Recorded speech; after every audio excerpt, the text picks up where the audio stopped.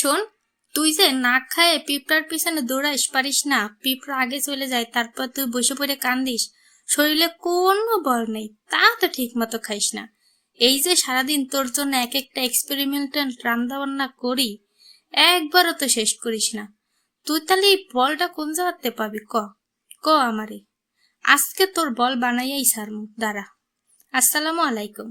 প্রথমে নিলাম এক টুকরা মুরগির মাংস আর অল্প কিছু ফুলকপি, সেদ্ধ কইরা নিয়া, সেদ্ধ হইয়া গেলে ব্লেন্ডারে দিয়ে একখান গুল্লি দিয়ে নিয়ে আসলাম, একদম নিপিস হয়ে গেল।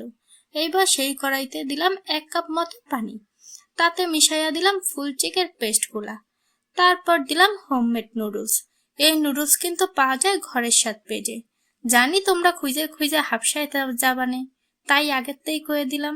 দেখছো আমি কত ভালো, নাইরে চাইরে সময় নিয়ে রান্না করলাম। শেষে মিশাই দিলাম একটুখানি চিজ। মা গো মা, কি যে একখান ঘেরান উঠতিছে না, কি আর কব। তুই এখন খালি খাবি, কোনো কথা হবে না।